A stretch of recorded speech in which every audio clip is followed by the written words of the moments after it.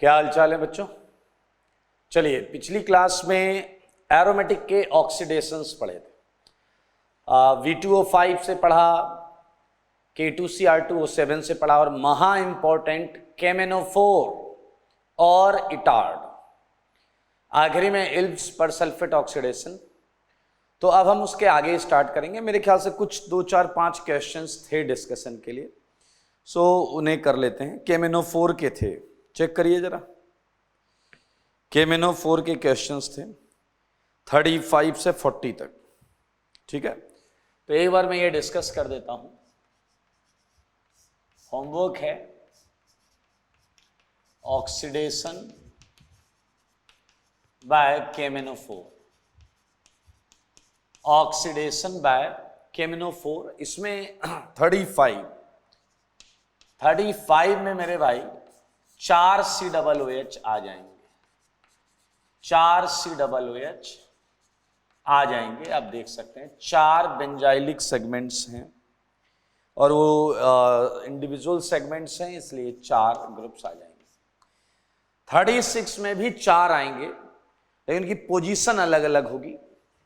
36 में देखिए ये आ जाएगा और इधर ये आ जाएगा।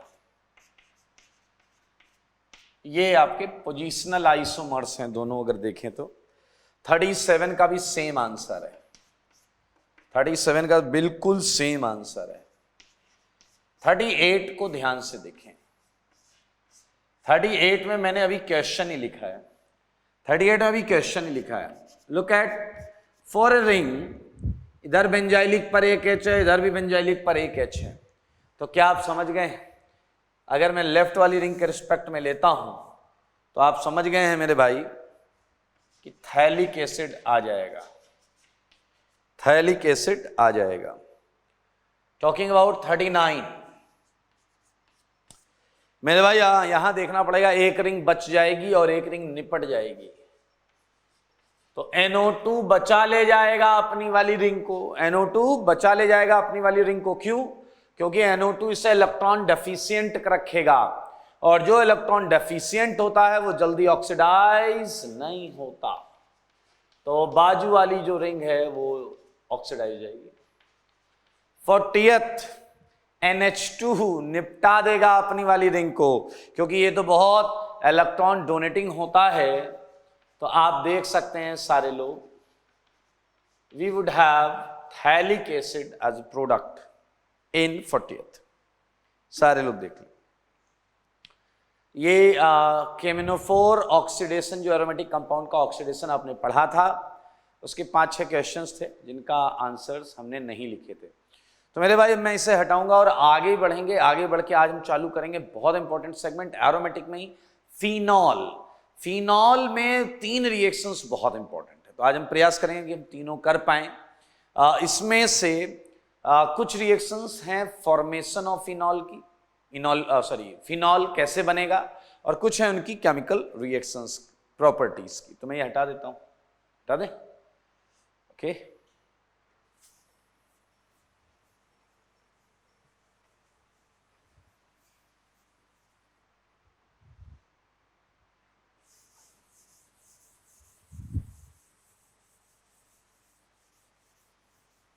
चलिए आइए मेरे भाई, बहुत इंटरेस्टिंग चीज चालू करने जा रहे हैं। So we can start it with reactions of phenol, ठीक है। हम फिनॉल की रिएक्शंस पर चलें उससे पहले हम इसका प्रिपरेशन पढ़ेंगे। फिनॉल को बनाया कैसे जाता है, preparation of phenol.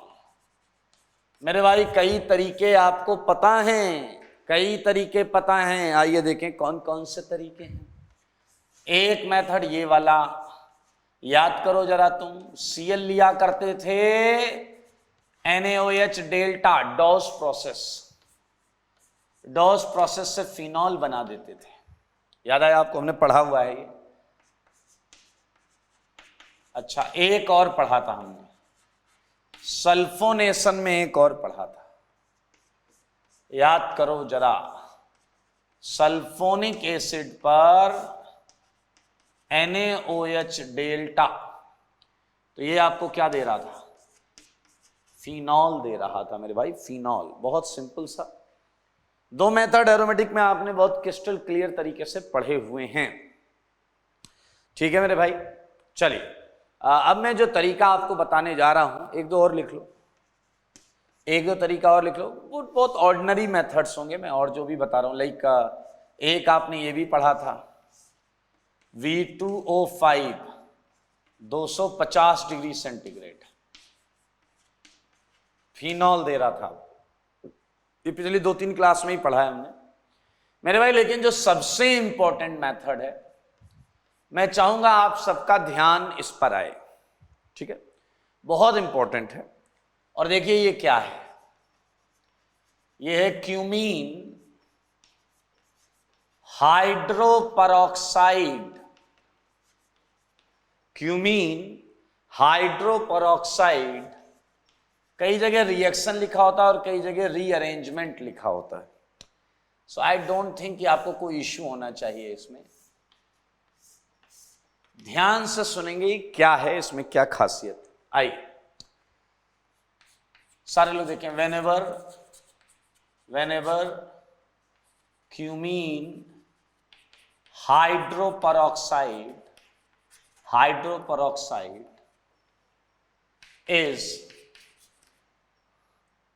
is treated in acidic condition, सारे लोग देखिएगा, acidic condition, it gives you phenol, it gives us phenol along with acetone, महा इंपॉर्टेंट चीज है, along with एसीटोन। आपको क्या क्या ध्यान रखना चाहिए था, ये हमारा रिएक्टेंट है, ये हमारा रिएक्टेंट है, ये रीजेंट है। क्यूमीन हाइड्रोपरऑक्साइड पर H+ डेल्टा करेंगे हम, देख लें सारे लोग, क्यूमीन हाइड्रोपरऑक्साइड पर H+ डेल्टा करेंगे, ये प्रोडक्ट है हमारी, फिनॉल एंड एसीटोन, ये हमारा प्रोडक्ट है। आइए रिएक्शन को थोड़ा करीब से जानते हैं, सारे लोग देखिएगा, रिएक्शन को हम करीब से जानने जा रहे हैं मेरे भाई। ये क्यूमीन हाइड्रोपरऑक्साइड, मैं आपको ये समझाने जा रहा हूं कि क्या मतलब है क्यूमीन हाइड्रोपरऑक्साइड का मेरे भाई। ये है क्यूमीन हाइड्रोपरऑक्साइड, सारे लोग देखें, cumene, this segment resembles a lot with cumene, methyl H, methyl and benzene, ये क्यूमीन से मैच कर रहा है। Hydroperoxide, cumene hydroperoxide, okay, so we can write it cumene hydroperoxide. ठीक है मेरे भाई। अब रिएक्शन आपकी ये है कि इस पर मैंने कर दिया H+ डेल्टा। सारे सुनना, तरीका बता रहा हूं, आप खटाखट कर लीजिएगा। तरीका देखिए मेरे भाई, अब इस कार्बन को देखना है आपको, इस कार्बन को देख लिया। इस कार्बन पे परऑक्साइड के अलावा 3 चीजें होंगी, इसके अलावा 1 2 3 चीजें दिख रही हैं आपको, देख लीजिए 1 2 3 चीजें, ओके। इन 3 चीजों में किसका माइग्रेटरी एप्टीट्यूड ज्यादा है? ऑब्वियसली बेंजीन का ज्यादा है, तो जिसका माइग्रेटरी एप्टीट्यूड ज्यादा है उसे लिख लें और उस पर लगा दें OH। उस पर क्या लगा दें? OH।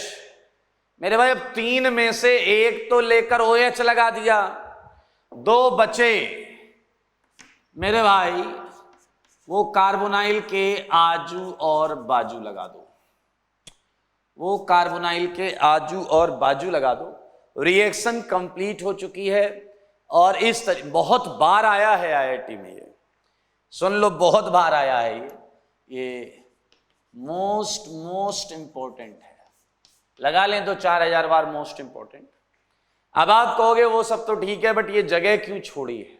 इसका भी लॉजिक है, इसका भी लॉजिक है मेरे भाई, जगह क्यों छोड़ी, आखिर इसका लॉजिक है। देखिए कई बार ये रिएक्शन एक कदम पीछे से चालू की जा सकती है, जिसमें आप जरा ध्यान से देखें तो ये है क्यूमीन,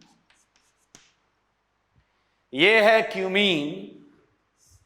और ध्यान से देखें सारे लोग, यहां पर हम O2H करते हैं, ये है आपका क्यूमीन, और इस पे हम O2H करते हैं, क्यूमीन हाइड्रोपेरोक्साइड मिलता है, आंसर आता है H+ डेल्टा करने के बाद phenol and smallest ketone that is acetone. ये बहुत इंपॉर्टेंट है, इस पर पैराग्राफ तक आया हुआ है, तो आप देख सकते हैं इसे।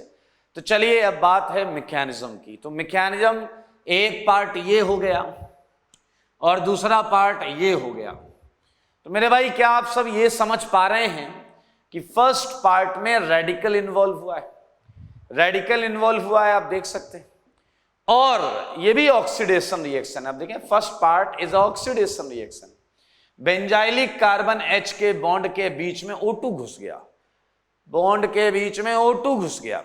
चलिए तो पहले मैं आपको इसकी मैकेनिज्म बताऊंगा, उसके बाद मैं इसकी मैकेनिज्म बताऊंगा, ठीक है। तो ये मैं यहां मेंशन कर दे रहा हूं, मैकेनिज्म है क्यूमीन टू क्यूमीन हाइड्रोपेरोक्साइड, ठीक है मेरे भाई। ये हम समझेंगे पहले, क्यूमीन से क्यूमीन हाइड्रोपेरोक्साइड, ठीक है भाई लोग। चलिए तो सबसे पहली बात जो हम समझ चुके हैं, फ्री रेडिकल रिएक्शन होगी, फ्री रेडिकल मैकेनिज्म है। और दूसरा पॉइंट जो हम समझ चुके हैं कि ये ऑक्सीडेशन रिएक्शन है। ये क्या है? Oxidation reaction. चलिए चालू करते हैं, ठीक है। स्टार्टिंग विद दिस, ये है हमारे पास क्यूमीन, ठीक है, और इस पे हमने डाला O2H, ठीक है मेरे भाई। यहां पर आप इसे ऐसे भी समझ सकते हैं कि हमने कुछ फ्री रेडिकल इनिशिएटर यूज किया है, ऐसा हो सकता है, उसमें कोई दिक्कत नहीं। तो हमेशा याद रखना, रेडिकल रिएक्शंस के एरो के ऊपर नीचे हम लेबोरेटरी की सारी कंडीशंस शो नहीं कर पाते कि भैया कौन इनिशिएटर है, क्या सॉल्वेंट है, क्या टेम्परेचर प्रेशर कंडीशन है। सिंस HNu shows us कि भैया ये रेडिकली प्रोसीडेड रिएक्शन है, तो there would be some kind of initiator, पक्की बात होगा ही होगा। तो फिलहाल मैं इसे IN डॉट लिख ले रहा हूं। IN dot means initiating radical, IN dot means initiating radical, ठीक है। आइए तो अगर आप ध्यान से देखें तो सबसे इजीली ऑक्सीडाइज होने वाला CH बॉन्ड है, और फिलहाल इसकी बॉन्ड एनर्जी सबसे कम है, सबसे कम बॉन्ड एनर्जी है, तो ये टूट जाएगा और आप देख सकते हैं आपको मिलेगा CH3 C डॉट, देख लें सारे लोग, और HIN यहां से निकल गया। ये मैंने इसका इनिशिएशन करवाया है, आपके सामने देख सकते हैं। We can even mention it, it's initiation,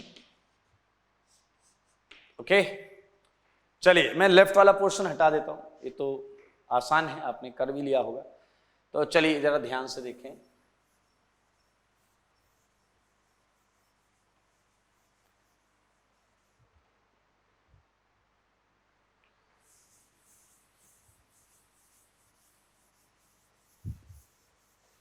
चलिए जरा ध्यान से देखिएगा मेरे भाई। इनिशिएशन के बाद चालू क्या होगा? प्रोपेगेशन। अरे भूल तो नहीं गए रेडिकल वाली चीजें? आइए, हमारे पास जो रेडिकल है, बेंजीन, कार्बन, CH3 ये डॉट, ये आपका O2 से रिएक्शन करेगा। O2 एंड क्या आपको पता है O2 is itself a biradical, O2 is paramagnetic, O2 खुद बाय रेडिकल है, तो क्या ये जुड़ जाएगा C डॉट से? और अगर ये C डॉट से जुड़ जाएगा तो सच बताओ आपको ये रेडिकल मिलेगा या नहीं? O2 इज लाइक दिस, ये डॉट डॉट जुड़ गए और ये डॉट उधर रह गया। ये है P1, प्रोपेगेशन स्टेप 1। मेरे भाई इसके बाद ये जो रेडिकल है ये आपका क्यूमीन से रिएक्शन करता है। और आपको पता है इस बॉन्ड की बॉन्ड एनर्जी के बारे में, तो ये O डॉट यहां से H ले लेगा। आपको भी पता है एक C पर डॉट आ सकता है, एक H पर डॉट आ सकता है, तो ज्यादा रिएक्टिव कौन सा होगा? H ज्यादा रिएक्टिव बोला है मैंने, तो आप लोग ध्यान से देखें वो भी बोर्ड पर, तो यहां H आ जाएगा, तो ये हो गया आपका CH3 OOH आ गया, क्यूमीन हाइड्रोपेरोक्साइड आ गया। और मजेदार चीज क्या है, साथ में कौन आया है? पीछे वाले बताओ साथ में कौन आया है? CH3 dot.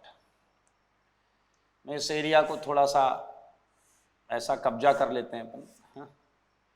तो मेरे भाई अब आप जरा ध्यान से देखिए, ये रेडिकल भागकर यहां चला जाएगा और O2 के साथ ये बनाएगा, ये बचे हुए क्यूमीन से फिर हाइड्रोपेरोक्साइड, साथ में ये रेडिकल। एंड आई थिंक आप समझ गए हैं, प्रोसेस इसी तरीके से चलता रहेगा।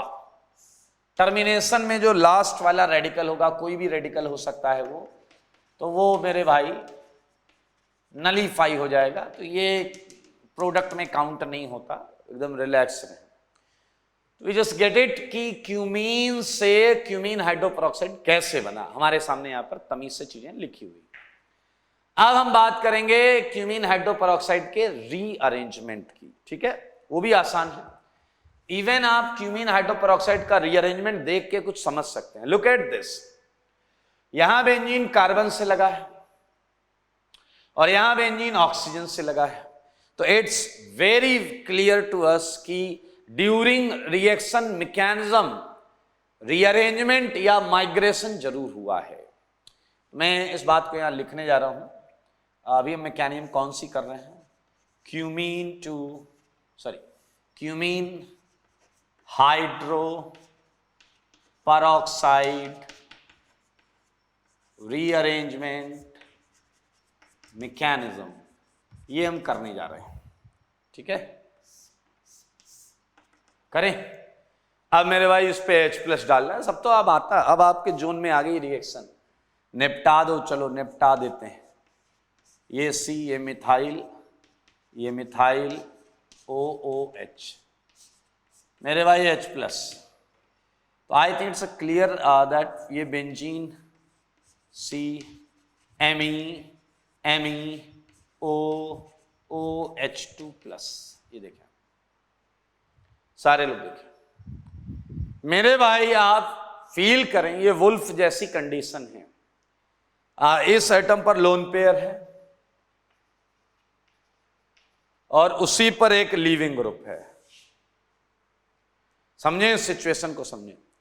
तो क्या है, लोन पेयर एटम इस लीविंग ग्रुप को यहां से भगाने का प्रयास करेगा भाई। ये देखिए, ये भगाने का प्रयास कर रहा है। अगर वाटर यहां से निकला तो O पर आएगा प्लस चार्ज, और हम O पर प्लस नहीं आने देना चाहते, इसलिए इनमें से कोई एक इधर माइग्रेट करेगा ऑक्सीजन पर। फिनाइल जो है ये माइग्रेट करके ऑक्सीजन पर चला जाएगा, देख सकते हैं आप, ध्यान से देखें, ये माइग्रेट करके ये जा रहा है। मेरे भाई इस चीज को ध्यान से देखें और समझें बना क्या है। यहां पर आप देखें जल निकल गया। बेंजीन किससे जुड़ा हुआ है? ऑक्सीजन से। आया बताओ, पीएच इलेक्ट्रॉन लेके गया होगा, इलेक्ट्रॉन लेकर गया होगा, तो सी पर कैसा चार्ज आया होगा? प्लस। सी पर कैसा चार्ज आया होगा, सी मिथाइल, मिथाइल, सी पर एक्चुअली प्लस चार्ज है, तो ये एक्चुअली एक कैटायन है, ये एक्चुअली एक कार्बोकैटायन है और उसका सपना पूरा हो रहा है, बैक बॉन्डिंग ऑक्सीजन के लोन पेयर से। क्या आप समझ रहे हैं? तो अक्सर इस कैटायन को, है ये कैटायन ही, इसके मोस्ट स्टेबल रेजोनेटिंग स्ट्रक्चर के फॉर्म में लिखा जाता है ऐसे। लेकिन ये बात दिमाग से नहीं हटनी चाहिए कि ये प्लस कार्बन का ही है, ये प्लस कार्बन का ही है, ठीक है। तो मेरे भाई अब इस कैटायन को क्या चाहिए, electron, and the only nucleophile which we have in system is water. तो मेरे भाई ये है जल, और जल है कि मानता नहीं मेरे भाई, ये तो वहीं अटैक करेगा जहां एक्चुअली प्लस है, और एक्चुअल प्लस है कार्बन पर।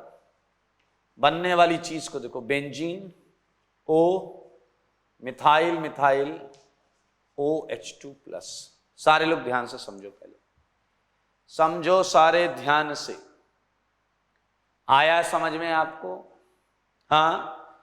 अब मेरे भाई एक कह रहा वाटर निकाल दो, वाटर निकाल दोगे रिएक्शन पीछे चली जाएगी, वाटर निकाल दो रिएक्शन पीछे चली जाएगी। गलत बात है, वाटर क्यों निकालोगे दोस्त? मेरे भाई ये H+ छोड़ेगा, क्या छोड़ेगा? ये H+ छोड़ेगा, H+।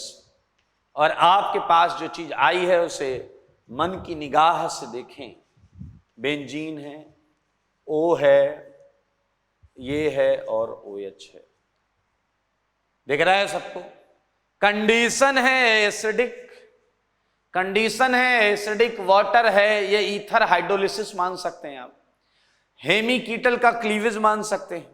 चलिए कोई बात नहीं, H+ वापस अटैक करेगा मेरे भाई, OH पे तो करेगा नहीं, क्योंकि अगर OH पे करेगा तो रिएक्शन पीछे जाएगी, तो ऑक्सीजन पे अटैक करेगा। पीछे लग रहा रिंग के अंदर वाले में नहीं, डैश वो नहीं है ऑक्सीजन, इधर अटैक करेगा। तो आप देख सकते हैं H+ यहां अटैक करेगा, और यहां अटैक करने से ये आ जाएगा, दिख रहा है सबको? हाँ मेरे भाई, अब O अपना प्लस हटाना चाहेगा, मिल गया फिनॉल, बधाई हो, बधाई हो, मिल गया फिनॉल। चेक कर लो मिला या नहीं मिला, चेक कर लो। मैं इसे थोड़ा सा ऊपर कर देता हूं ताकि रास्ता क्लियर हो जाए, टेंशन मत लीजिएगा, बिल्कुल वही बनाऊंगा।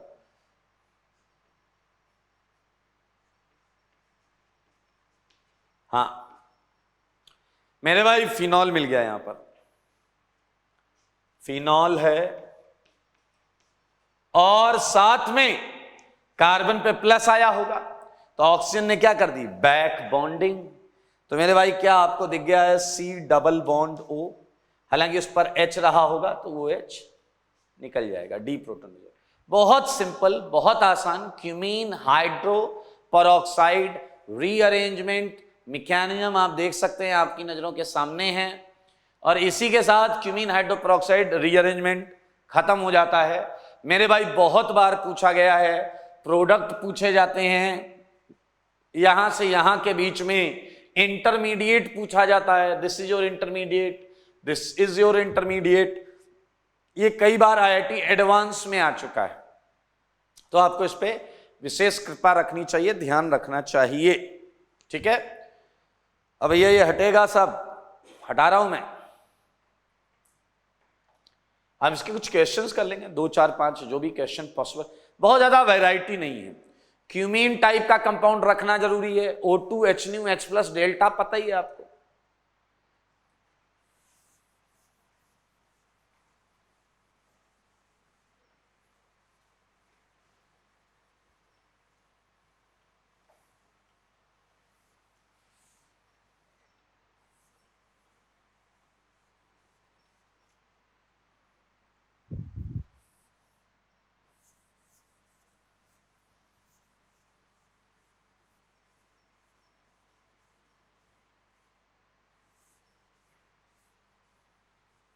ओके चलें आगे, बोलिए।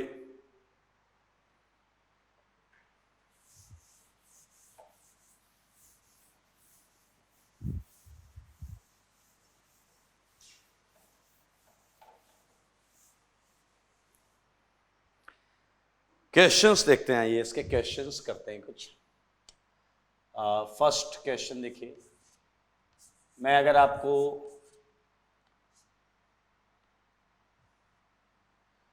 ये दे दूं सी फिनाइल फिनाइल हाइड्रोजन, ठीक है, और मैंने आपको बोल दिया फर्स्ट में तो बोल दिया O2 H न्यू, सेकेंड में बोल दिया H प्लस डेल्टा।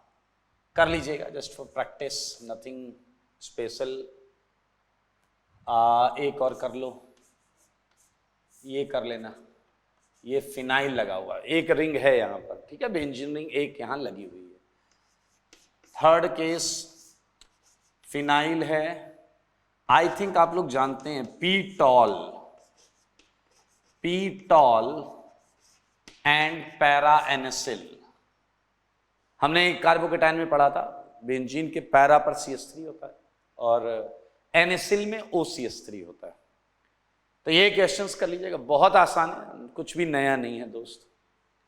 लाइक एक और क्वेश्चन ले लो, जगह के हिसाब से मैं करा दे रहा हूं आपको, कर लेंगे आप।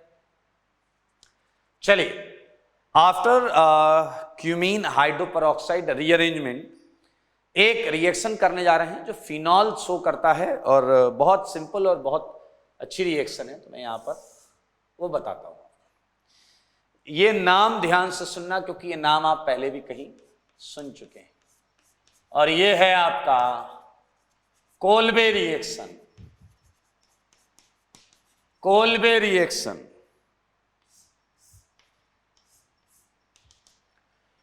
कई बच्चे कह रहे ये तो हमें आता है, ये तो आपने पढ़ा दिया। नहीं, वो हमने पढ़ा था कोल्बे इलेक्ट्रोलिसिस।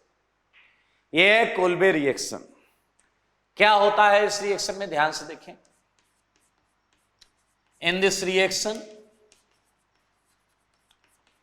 रिएक्शन फिनॉल की रिएक्शन है ये, ध्यान सुना। In this reaction phenol is treated with CO2 carbon dioxide. CO2 तो इलेक्ट्रोफाइल होता है मेरे भाई, अपने को पता है, in KOH so that salicylic acid is obtained as a product followed by acidification। देखें, बहुत सिंपल रिएक्शन, चालू होने से पहले ही खत्म हो जाएगी। देखें कैसे चालू होने से पहले खत्म होगी। ये फिनॉल है, ये कार्बन डाइऑक्साइड है, ये KOH है। मेरे भाई इस बात को समझने की जरूरत है, क्या हमने कपलिंग में पढ़ा था कि फिनॉल यूजुअली एल्केलाइन कंडीशन में ही लिया जाता है। फिनॉल यूजुअली एल्केलाइन कंडीशन में ही लिया जाता है, ताकि क्या रहे, O- रिंग एक्टिवेटेड रहे। मेरे भाई मैं फाइनल आंसर लिख रहा हूं, फॉलोड बाय एसिडिफिकेशन लिख रहा हूं, तो आप देख सकते हैं this is your salicylic acid. आपके पास आर्थो पैरा दोनों आंसर होंगे। ये देखें मेरे भाई, ये जो है फॉलोड बाय एसिडिफिकेशन, ये at the completion of reaction के जब रिएक्शन कंप्लीट हो जाती है, प्रोडक्ट आ जाता है, तो उसमें हम एसिडिफिकेशन करते हैं। नहीं तो सोचो KOH में ना तो यहां H होगा ना यहां H होगा, बेस है भाई साहब, वो दोनों वाटर से ज्यादा एसिडिक H है, और वाटर से ज्यादा एसिडिक H होगा तो ये बेस लेकर भाग जाएगा। सही है। तो आइए इस रिएक्शन की मैकेनिज्म। अच्छा, एक बात, एक बच्चे ने बोला सर क्या आवश्यकता है KOH की, तो मैंने आपको बता दिया कि ये O- हो जाएगा, रिंग में ज्यादा इलेक्ट्रॉन्स हो जाएंगे। अब आप ये कहो सर इस रिंग में ज्यादा इलेक्ट्रॉन रखने की क्या जरूरत है। पॉइंट है, क्या तुम्हें याद है CO2 एक वीक इलेक्ट्रोफाइल होता है। CO2 एक वीक इलेक्ट्रोफाइल होता है। आइए हम रिएक्शन की मैकेनिज्म कर लेते हैं। लो भाई साहब, चालू होने से पहले ही खत्म होने वाली मैकेनिज्म। ये है फिनॉल, ये आया KOH, तो बताइए K+OH- चुरा ले जाएगा, ये H+ को देखते रह जाएंगे एटम सारे। बताइए क्या ओके होगा या नहीं, क्या ओके होगा या नहीं? अरे ओके मतलब OH H लेकर जाएगा तो KO के पास रहेगा तो ओके हो जाएगा, KO के पास तो ओके। ये है आपका potassium phenoxide, potassium phenoxide highly activated ring है। इसके आर्थो पैरा पे इलेक्ट्रॉन डेंसिटी अच्छी खासी अमाउंट में पड़ी हुई है। मेरे भाई इसी में ये किसका शिकार कर ले जाएगा? CO2 का। CO2 को देखो, देखो सारे CO2 को। मेरे भाई क्या आप समझ गए क्या? ये अपनी ऑर्थो पोजीशन से अटैक कर देगा। मैं इसके बीच में बॉन्ड सेगमेंट बना देता हूं ताकि आपको मैकेनिज्म समझ में आए। ये इस तरीके से बॉन्ड घूमेगी और इस जगह से अटैक कर देगा। देखें जरा क्या बनेगा, सारे लोग देखिएगा। यहां डबल बॉन्ड आ जाएगा, इन दोनों बॉन्ड को तुमने टच नहीं किया और यहां से एक नई नवेली बॉन्ड बनेगी, CO- डबल बॉन्ड, और K होगा, K जो है ना मेटल कैटायन, ये नेगेटिव के आजू बाजू डोलता रहता है, तो डोल रहा है, डोलने दो। मेरे भाई क्या आप देख रहे हैं? अब एक आवाज आ रही है, मेरी एरोमेटिसिटी मुझे वापस करो। क्या आप यहां का H देख रहे हैं? H सिस्टम है बेसिक, तो OH- में ये H, OH- ये H चुरा ले जाएगा और H+ चुराते ही इस कार्बन पे माइनस आएगा, वो माइनस रेजोनेंस करके ऑक्सीजन तक जाएगा और क्या हो जाएगा? एरोमेटिक हो जाएगा। देखो देखो सारे देखो, O-, मेरे भाई बनने वाली चीज को देखो, O-। एक बंदा कह रहा है ये सब तो ठीक है लेकिन K+ कहां है? मेरे भाई K+ एंजॉय कर रहा है, देखना चाहते हैं? K+, मैंने कहा था एनायन के आजू बाजू डोलता है। Chelate, it looks like a chelate, 6 membered chelate. खैर एट लास्ट जो मैंने लिखा है acidification, followed by that acidification we would get salicylic acid। मैंने आपको पैरा की मैकेनिज्म नहीं बताई, आर्थो की बताई है, तो अगर बहुत मन कर रहा है तो पैरा की मैकेनिज्म अपने घर जाकर कर लीजिएगा, ठीक है? अपने घर जाकर कर लीजिएगा। तो ये है आपका कोल्बे, ये है उसकी मैकेनिज्म, रिएक्शन एंड मैकेनिज्म। अब सोचो कोल्बे के क्वेश्चन करना बहुत ज्यादा वैरायटी है नहीं इसमें। CO2 लेना कंपलसरी, बेस लेना कंपलसरी, बेंजीन पर OH लेना कंपलसरी, तो बहुत ज्यादा केसेस यहां पर नहीं होंगे। मैं नोट में कुछ पॉइंट्स आपको बताना चाहता हूं, नोट में कुछ पॉइंट्स मैं आपको बताना चाहता हूं। सारे लोग ध्यान से देखें कि आर्थो मेजर होगा या पैरा मेजर होगा, आर्थो मेजर होगा या पैरा मेजर होगा। ध्यान से सुने सारे लोग, ठीक है? फर्स्ट पॉइंट में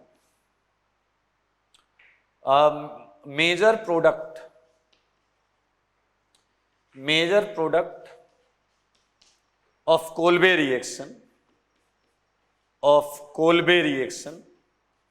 मेरे भाई ध्यान से सुनना क्योंकि मैं जो बताऊंगा उसका एक्सप्लेनेशन आपको घर से लिख के लाना है। Major product of Kolbe reaction depends on temperature conditions. अब सारे लोग ये देखो, on temperature conditions, temperature condition पर डिपेंड करता है। मैं चाहूंगा कि आप लोग इधर थोड़ा सा ध्यान दें। ठीक है, हालांकि ये बेस पर भी डिपेंड करता है, ये बेस पर भी डिपेंड करता है, उस सेकेंड पॉइंट में लिखेंगे। फिलहाल मैं टेम्परेचर की बात बता रहा हूं, थोड़ा सा डेटा होगा यहां पर, like we are dealing with the temperature T when, थोड़ा हटाओ, this time it's very clear that we are talking about KOH, we are talking about KOH, so it is for KOH, ठीक है। Temperature जो है मेरे भाई, अगर ये 60 degree centigrade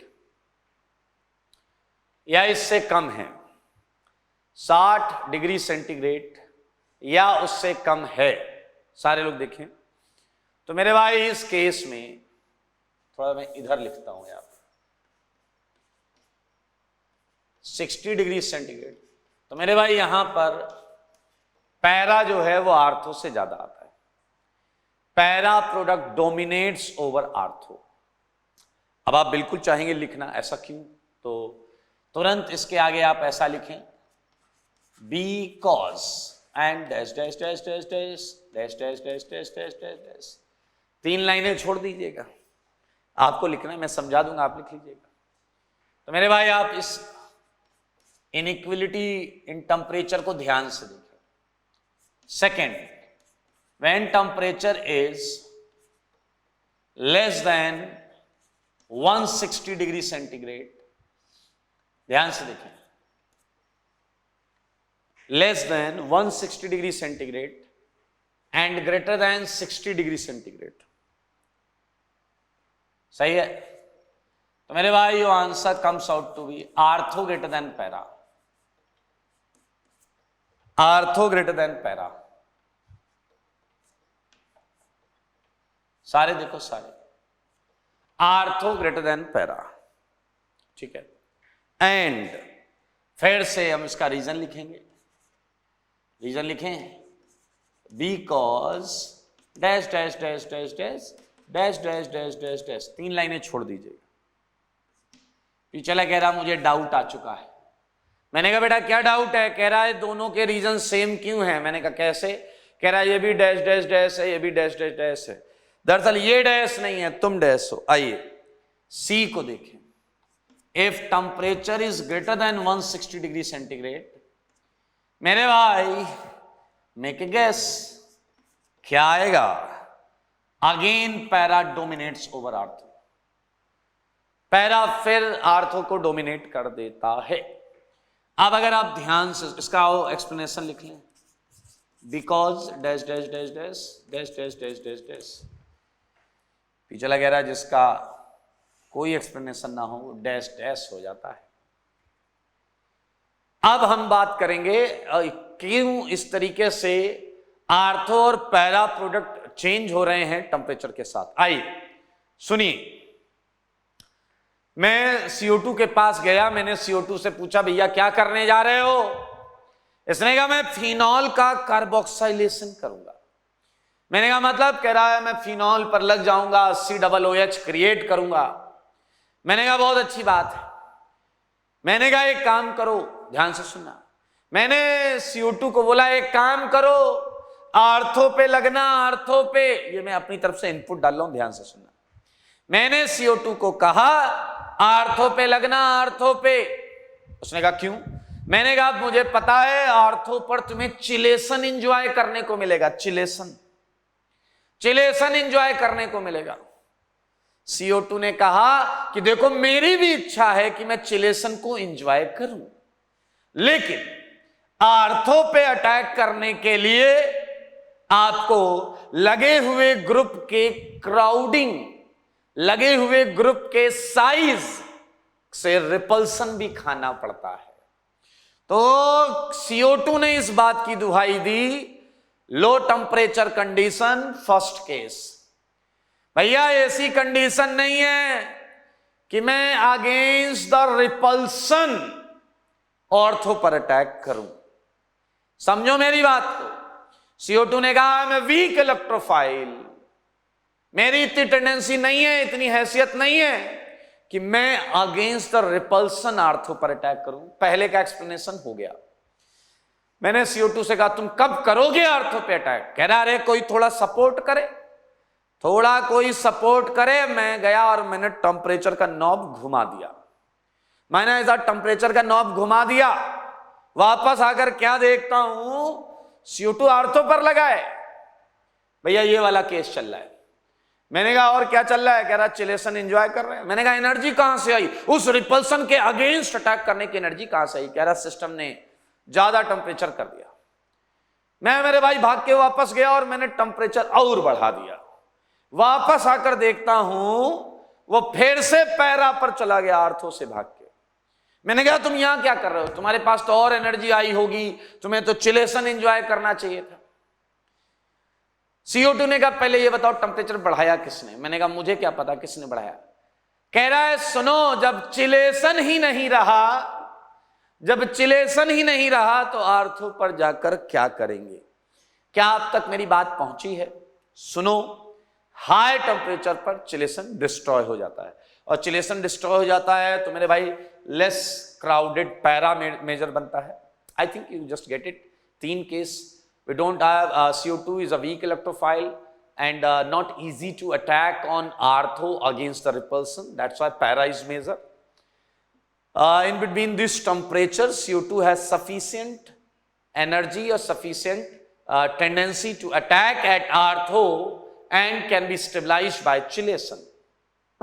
In this temperature condition, chilation gets destroyed and less crowded para product is obtained as a product. I think ये आप लिख लेंगे, ऐसा मानना पड़ेगा मुझे, आप लिख लेंगे, मान लेते हैं।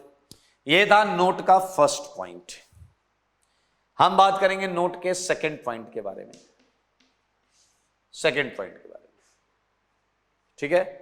सेकंड पॉइंट ऑफ नोट, जैसा कि मैंने आपको कहा था बेस पर भी डिपेंड करता है, बेस पर भी। तो मैंने भाई एक चीज तो फिक्स करनी पड़ेगी। मैं टेम्परेचर ले लेता हूं एट T = 50 डिग्री सेंटीग्रेड। लेकिन क्या तुम ये मानते हो कि ये जो टेम्परेचर रेंज है ये KOH की है? मान लेते हैं अगर NaOH होता तो ये जो 60 या 160 का फिगर है ये अलग होता। माइट बी पॉसिबल NaOH के केस में 40 होता, 120 होता, that would not be same, वो अलग होगा। अगर मैं 50 डिग्री सेंटीग्रेड पर बात करूं तो मेरे भाई you all knows about KOH कि इसका तो पैरा ग्रेटर देन आर्थो आएगा। When we are using KOH in Kolbe, तो in this case you would get कि पैरा ग्रेटर देन आर्थो। ये तो हमने लिखा ही हुआ है ना दोस्त, ये तो लिखा हुआ है। लेकिन हमें यह समझना पड़ेगा कि अगर हम NaOH भी लेकर आए और LiOH लेकर आए, बहुत सारे बेसिस हो सकते हैं, तो कौन मेजर दिखेगा? मेरे भाई आप जरा ध्यान से सोचो, अगर इस मैकेनिज्म में KOH की जगह NaOH होता तो चिलेशन में K+ की जगह Na+ होता, चिलेशन में K+ की जगह Na+ होता। और अब आप खुद सोचिए Na+ पर चार्ज डेंसिटी भी ज्यादा है और साइज छोटा होने की वजह से वो इस 6 मेंबर चिलेट में बेस्ट फिट होगा, बेस्ट फिट। तो क्या आप समझ रहे हैं NaOH कहीं ना कहीं आर्थो को ज्यादा सपोर्ट कर रहा है, आर्थो को ज्यादा सपोर्ट कर रहा है। एंड मेरे भाई ये रिलेशन भी ये प्रूफ करता है कि NaOH के लिए जो ट्रांजिशन टेम्परेचर है वो 50 से कम ही होगा। ट्रांजिशन टेम्परेचर जो है वो 50 से कम ही होगा। रिपल्सन वाली जो बात की थी मैं। LiOH मेरे भाई लिथियम, आपने IUC में पढ़ा होगा। ये जो फर्स्ट मेंबर हैं एल्कली मेटल के, इनका unusually small size, unusually small size पर चार्ज डेंसिटी बहुत ज्यादा होती है। दैट्स वाई इनका हाइड्रेटेड रेडियाई बहुत ज्यादा होता है। Li+ को वाटर के अंदर लिया जाए तो सबसे बड़ा जो हाइड्रेशन के हाइड्रेटेड आयन का रेडियाई होगा, रेडियस होगा, वो सबसे बड़ा Li+ का होगा। एंड दैट्स वाई ये पैरा को सपोर्ट करने लगेगा। ये बड़ा वाला है भाई साहब, ये बड़ा वाला है, इसलिए ये देखने को हमें मिला है। ओके, सो ये क्वेश्चंस कर लीजिएगा आप क्यूमीन के। मेरे भाई इसके क्वेश्चंस में मैं कुछ दे नहीं सकता आपको ज्यादा, लाइक एक क्वेश्चन देखो, मैं आपको बोलूं कि आप ये कर लो OH, यहां मिथाइल, ये CO2, पहले कौन है KOH, सेकंड नंबर पे कौन है H+। मेरे भाई ये सेकंड नंबर पे H+ ना दिया जाए तो भी आपको वही आंसर बनाना है। ये आसान है दोस्त, इसमें परेशान मत हो आप, कर लीजिएगा, ठीक है। चलिए, बधाई हो बधाई। We just finished Kolbe reaction. एक रिएक्शन और है फिनॉल में जो कि बहुत इंपॉर्टेंट है, तो मैं उस पर लेकर चलूंगा आपको। ये देख लीजिए, समझ लीजिए, बहुत सिंपल है, ठीक है। कर लेते हैं नई वाली रिएक्शन।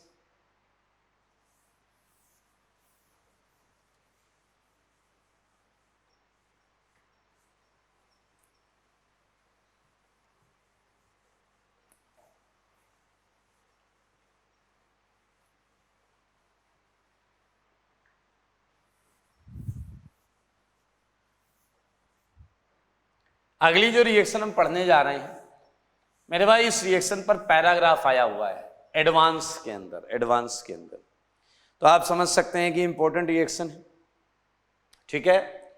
तो फिनॉल की जो अगली रिएक्शन है मेरे भाई, वो है रीमर-टीमैन रिएक्शन। रीमर-टीमैन रिएक्शन,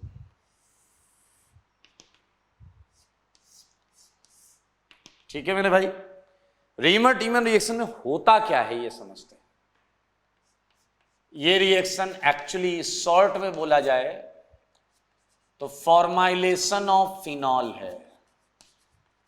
फिनॉल का formylation, do you know formylation क्या होता है? CHO ग्रुप लगाना, एल्डिहाइड ग्रुप कहीं पर लगाना, दैट CHO का ही फॉर्मूल बोलते थे हम IUPAC में। फॉर्माइलेशन ऑफ फिनॉल कैसे होता है, सारे लोग देखें कैसे होता है। इन दिस रिएक्शन, सारे लोग देखें, phenol is treated with,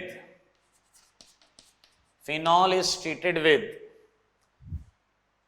chloroform in alkaline condition। मेरे भाई बुद्धि लगाओ, ये रिएक्शन आपको किसी रिएक्शन की याद दिलाएगा। In this reaction phenol is treated with chloroform in alkaline condition so that salicylic is obtained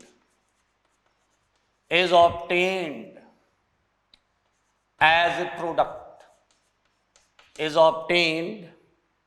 product, आइए मैं आपको रिएक्शन बता देता हूं। रिएक्टेंट कौन है? फिनॉल। रीजेंट क्या है? क्लोरोफॉर्म इन एल्केलाइन कंडीशन, सही है। एंड प्रोडक्ट क्या है? Product salicylaldehyde is product. देखें जरा रिएक्शन को, ये है फिनॉल, ठीक है, ऊपर ही लगा लेते हैं यार, फिनॉल। ये है आपका क्लोरोफॉर्म, है ना मजेदार। ये है NaOH। बताओ किस रिएक्शन की याद आ रही है? ये मैं पूरी लिख देता हूं फिलहाल। सैलिसाइल्डिहाइड बनाया है मैंने, OH CHO, ठीक है। आर्थो भी आएगा, पैरा भी आएगा, वो सब बनाते रहना। फिलहाल मैं आर्थो प्लस पैरा लिख दिया है मैंने, ठीक है। P मतलब पैरा, इधर कर लेते हैं यार, इधर तो नाम लिखेंगे ना, प्लस पैरा। हाँ मेरे भाई, एक रिएक्शन एमीन में पढ़ी थी तुमने, कार्बिल अमीन रिएक्शन। मेरे भाई अगर मैं इसे NH2 कर दूं तो ये कार्बिल अमीन रिएक्शन है, जिसमें वो ऑफेंसिव स्मेल, गंदी सी स्मेल आती थी आइसोसाइनाइड की। NH2 की जगह क्या आ जाता? NC। और अभी हम क्या ले रहे हैं? फिनॉल।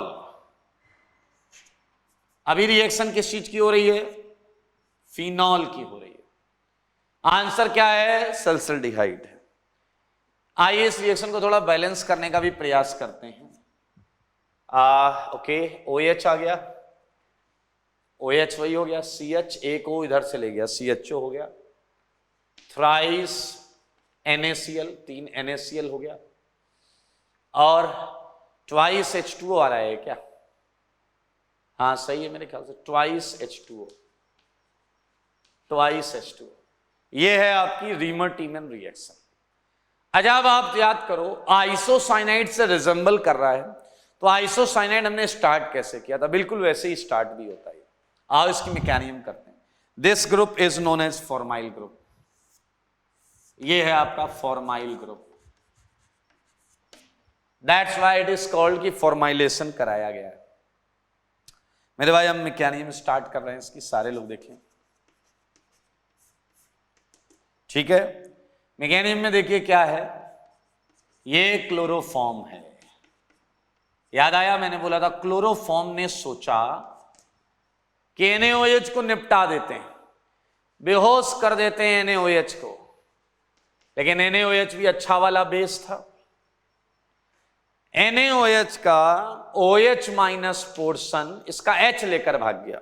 देखो भाई साहब कितना काम हुआ, H लेकर भाग गया इसका, और बना क्या? Na+, सेम चीज वहां की थी हमने, CCl3 माइनस, और जल निकाल दिया। ये देखिए, आपको मैं बता दूं कि ये वाली जो चीज है Na+ CCl3 minus, reaction condition में ये भी टूट जाता है और Na एक Cl लेकर भाग जाएगा, और इधर बन गया CCl2।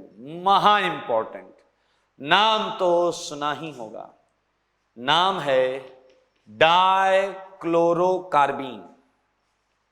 डाइक्लोरोकार्बीन, इसे मेरे भाई हम लोग बोलते हैं DCC। ये है इलेक्ट्रोफाइल, अटैकिंग इलेक्ट्रोफाइल ये है। देख लें सारे लोग, अटैकिंग इलेक्ट्रोफाइल ये है। आइए मैकेनिज्म करते हैं, करें मैकेनिज्म। फिनॉल बेसिक कंडीशन में कैसा होगा वो आप बताइए। ये फिनॉल, मैं बॉन्ड्स बना लेता हूं, ये आया आपका NaOH, ये आ गया phenoxide O minus double double double Na+। इसमें किसी को दिक्कत नहीं, कोलवे में भी हमने यही किया, यहां पर भी यही किया। अब बताओ आपके DCC को चाहिए इलेक्ट्रॉन CCl2, इसे चाहिए इलेक्ट्रॉन, उसके पास है इलेक्ट्रॉन। मेरे भाई और क्या चाहिए जीवन में? क्या आप देख रहे हैं CCl2 अपना खाली ऑर्बिटल लेकर पहुंच जाएगा फिनॉक्साइड के पास और बोलेगा गिव मी इलेक्ट्रॉन डेंसिटी। मैं आपको आर्थो वाली प्रोडक्ट बता रहा हूं, तो आप देखें ये अटैक हो गया, और इस अटैक को आप ध्यान से देखें तो आपको मिलेगा डबल बॉन्ड हो, डबल डबल, और यहां आया CCl, और कार्बन पर एक माइनस भी आएगा। न्यूट्रल चीज अगर इलेक्ट्रॉन लेगा तो उस पर माइनस तो आएगा ही। सारे देखो ये बन गया। मेरे भाई क्या आप लोग जानते हैं यहां एक H है और एक बात चल रही है, मेरी एरोमेटिसिटी मुझे वापस करो। मेरे भाई बाहर पड़ा हुआ है बेस, इसमें है O पर माइनस, इसके बगल में पड़ा हुआ है कार्बन, उस पर है C पर माइनस। मेरे भाई आप समझ गए हो, ये ज्यादा बेसिक है, तो यही ये H+ चुरा लेगा, और इसके H+ चुराने के बाद इस कार्बन पे आया माइनस, रेजोनेंस कर लेगा। सारे लोग देखें, बनने वाली चीज है O minus double double double, और आ गया CHCl, ठीक है, ये आ गया मेरे भाई। अब मैं आपको कुछ बुकिश चीजें बताता हूं। बुक्स में क्या लिखा होता है कि now put NaOH so that you would get O minus HOH and OH. Clear? And we all know एक कार्बन पर 2 OH, वाटर निकल जाएगा, एंड जैसे ही वाटर निकलेगा यू वुड गेट एल्डिहाइड, लेकिन क्या वाकई ये दोनों Cl इस तरीके से ही सब्स्टिट्यूट होते हैं? ये एक प्रश्न पूछा जा सकता है, तो हम इस पर भी थोड़ी देर में बात करेंगे। इस चीज पर अभी हम थोड़ी देर में बात करेंगे। क्वेश्चन मार्क बना लिया मैंने, ठीक है। फिर से मैं आर्थोसल्फाल्डिहाइड वाली मैकेनिज्म आपको बता रहा था। आर्थो के लिए, पैरा के लिए चाहिए तो घर में जाके कर लीजिएगा। अभी मैं बता दूंगा, यहां जगह मैंने थोड़ी सी रखी है, ठीक है। नोट पर आ जाओ। नोट पर बताओ अटैकिंग इलेक्ट्रोफाइल क्या है? अटैकिंग इलेक्ट्रोफाइल DCC है। Attacking electrophile is DCC, dichlorocarbene. Second point, मैंने ये पॉइंट वहां भी लिखाया था कार्बिलमीन में। अगर मैं NaCl ऐड करूं, एडिशन ऑफ NaCl, अगर मैं NaCl ऐड करता हूं तो रिएक्शन पीछे की तरफ भागेगी। एडिशन ऑफ NaCl वो decrease rate of reaction,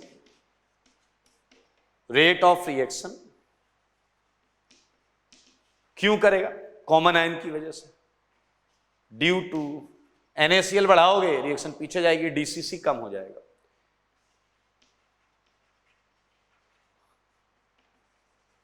okay, आइए, दो बेहद छोटी बातें मैंने यहां पर लिख दी।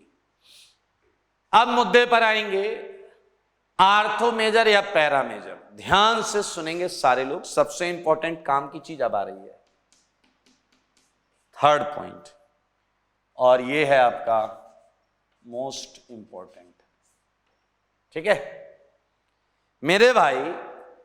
ध्यान से सुने, नॉर्मल केस में रीमर टीमेन में आर्थो प्रोडक्ट डोमिनेट करता है, ठीक है। तो ये बात मैं यहां लिख रहा हूं, ध्यान से सुने।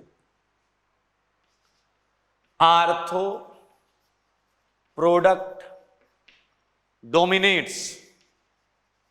यहां टेंपरेचर कंडीशन ऐसी नहीं है, टेंपरेचर डिपेंडेंसी नहीं है। CCl2 बहुत रिएक्टिव इलेक्ट्रोफाइल है, ortho product dominates due to, अब सारे लोग देखें, 2 पॉइंट्स मैं लिखूंगा यहां पर, A points and B point, 2 point लिखूंगा मैं। एक तो आप सबको मालूम है, ड्यू टू चिलेशन के लालच में जा रहा है। चिलेशन आर्थो से ही हो सकता है, पैरा से नहीं हो सकता। सेकेंड, क्या आपने नोटिस किया, 2 आर्थो पोजीशन होती हैं, 1 पैरा पोजीशन होती है, तो प्रोबेबिलिटी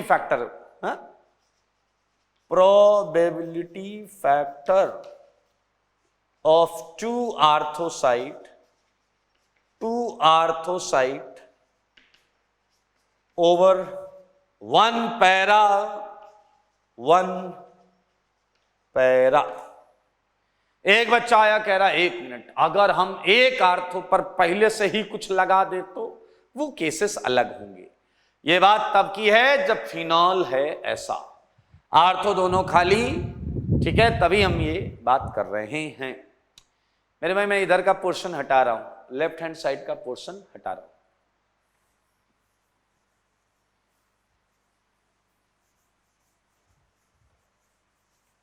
सारे लोग देखिए मेरे भाई, इसमें एक चीज, independent from base, independent from temperature, ortho major है आपका पैरा से। तो मुझे बताओ O/P रेशियो क्या आएगा? आर्थो प्रोडक्ट का परसेंटेज अपॉन पैरा प्रोडक्ट का परसेंटेज क्या आएगा बताइए? ऑब्वियसली ये ग्रेटर देन 1 आएगा मेरे भाई। NaOH में ले लो या आर्थो पैरा आप KOH में ले लो, ये दोनों केस में ग्रेटर देन 1 ही आएगा। बस आप ये बता दो कि ये रेशियो कहां ज्यादा होगा, NaOH में ज्यादा होगा या KOH में? O/P रेशियो कहां ज्यादा आएगा, NaOH में या KOH में? सही जवाब ये ज्यादा अच्छा चिलेशन बनाता है Na+, हमने पढ़ा था अभी पिछले वाले उसमें, तो आप देख सकते हैं फॉर रीमन टीमन रिएक्शन अगर दोनों आर्थो खाली है, पैरा खाली है, तो ये आपका एक छोटा सा यहां पर रिलेशन मैंने लिखा है। Fourth point, para product dominates, para product dominates over ortho कब? सुनना, when one or both ortho is substituted, when one or both ortho is substituted, और उसमें पहले से कुछ लगा हो, I think it's common sense, उसमें नया गया है, सही बात है। दोनों ऑर्थो ब्लॉक हैं तो पैरा ही बनेगा। कुछ क्वेश्चंस कर लेते हैं दोस्त, कुछ क्वेश्चंस कर लेते हैं। पहला ये है आपका फिनॉल, ये है CHCl3 NaOH, ठीक है मेरे भाई, तो मिथाइल लगा दो तो आर्थो बनेगा। सेकंड OH मैंने दोनों आर्थो पे लगा दिया तो पैरा ही बनेगा मेजर। मैंने एक आर्थो एक पैरा पे लगाया तो भी आर्थो बनेगा। अच्छा बताना, फोर्थ केस में मैंने अगर एक आर्थो पर सब्स्टिट्यूशन कर दिया तो अब पैरा मेजर बनेगा। ये देखिए लिखा when one ortho is substituted, para dominate करेगा। ये देखने वाली बात, पैरा डोमिनेट्स, ये देखना पड़ेगा आपको, ठीक है। यहां पैरा मेजर बनेगा, तो ये आप आराम से करिएगा, ठीक है। पांचवा क्वेश्चन दिया, सिक्स्थ दिया, और कोई केस बाकी है क्या? नहीं मेरे भाई, एक मजेदार केस देता हूं आपको, अच्छा लगेगा, ध्यान से देखें।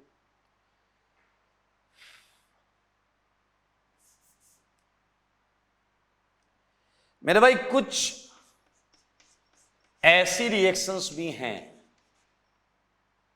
जो एबनॉर्मल प्रोडक्ट देते हैं, नॉर्मल प्रोडक्ट नहीं, एबनॉर्मल प्रोडक्ट देते हैं, तो उन्हें हम बोलते हैं abnormal reamer टीमन reaction. Abnormal reamer टीमन reaction like look at 6, ये फिनॉल है। अगर मैं क्लोरोफॉर्म की जगह CCl4 ले लूं, CCl4 और NaOH ले लूं, तो मेरे भाई आपका आंसर सैलिसिलिक एसिड हो जाता है। सैलिसिलिक एसिड बहुत इंपॉर्टेंट है दोस्त, बहुत बार आया है, बहुत बार आया है। इसकी मैकेनिज्म तुम खाली टाइम में बैठ के सोचना। एक Cl बढ़ाया तो उधर एक ऑक्सीडेशन स्टेट भी बढ़ गया, आई मीन एक लेवल ऑक्सीडेशन स्टेट बढ़ गया। लुक एट 7th, मेरे भाई सारे लोग देखना, अगर दोनों आर्थो और पैरा ब्लॉक हो, अगर दोनों आर्थो और पैरा ब्लॉक हो मेरे भाई, तो जो आंसर है वो आंसर थोड़ा विचित्र लगेगा आपको। CHCl2, रिंग की एरोमेटिसिटी यहां गायब है, ये आंसर है। ये अब नॉर्मल प्रोडक्ट्स के उसमें मैं आपको दिखा रहा हूं। अगर मैं एरोमेटिक प्रोडक्ट 5 की रिंग में ले लूं, NH जैसे मैंने यहां लिया है, और आप CHCl3 NaOH कराएं, तो एक तो बहुत नॉर्मल चीज होगी इसमें, फॉर्माइलेशन जो हमें पता है होना भी चाहिए। हमें पता है 5 की रिंग में अल्फा पोजीशन ज्यादा रिएक्टिव होती है, तो ये तो नॉर्मल प्रोडक्ट है 5 की रिंग का फॉर्माइलेशन। लेकिन इसके साथ में एक 6 की रिंग का प्रीडीन डेरिवेटिव आता है, ये एबनॉर्मल प्रोडक्ट है। 8th का सेकंड प्रोडक्ट एबनॉर्मल प्रोडक्ट। थोड़ा सा विचार करिएगा, हम बिल्कुल डिस्कस करेंगे अगली क्लास में, इस पर थोड़ी बहुत बात करेंगे। लेकिन मैं इस मैकेनिज्म की चर्चा कर देता हूं। मेरे भाई इस 7th के प्रोडक्ट को देखो, 7th के प्रोडक्ट में CHCl2 लिखा हुआ है। NaOH मेरे पास था, तो मैंने इसे एल्डिहाइड क्यों नहीं बनाया, या ये एल्डिहाइड क्यों नहीं बना? अरे आंसर यही है, एक्सपेरिमेंटली आंसर यही है। तो इसका मतलब ये NaOH इस Cl को नहीं हटा पा रहे। तो मेरे भाई ये क्लियर होता है कि ये Cl को एक्चुअली NaOH नहीं हटाता, क्योंकि अगर इस Cl को इसी NaOH ने हटाया था तो फिर यहां भी आंसर में एल्डिहाइड आया होना चाहिए। तो मेरे भाई what we can think for this is कि दरअसल ये जो O- है इंटरनल न्यूक्लियोफाइल, इसने जाकर इस Cl को सब्स्टिट्यूट किया है, और जब इसने इस Cl को सब्स्टिट्यूट किया है तो आपको ये मिल गया है H and Cl। अब आपका OH- मेरे भाई इस कार्बन पर अटैक करेगा, इस जगह पर। ये 1,4 एडिशन टाइप का है। O- एरोमेटिसिटी वापस रिगेन हो गई, CHOH Cl। फिर से O- ने इस Cl को भगाया है, दौड़ दौड़ कर जा रहा है, लात मार कर आ रहा है। मेरे भाई आप देखें क्या बन गया है यहां पर, ये डबल बॉन्ड, ये डबल, ये CH, ये OH, और फिर OH- ने चुरा लिया है H को, और ये H इतना एसिडिक है मेरे भाई, इतना एसिडिक है कि इसका कंजुगेट बेस एरोमेटाइज हो रहा है, O- and CHO। Here we are having aldehyde। मेरे भाई ये थ्योरी ज्यादा अप्रोप्रिएट है देन टू दैट थ्योरी जिसमें बाहर वाला NaOH हटा रहा है। खैर आज के लिए इतना ही रखते हैं। Next class would start new chapter. आज के लिए इतना ही।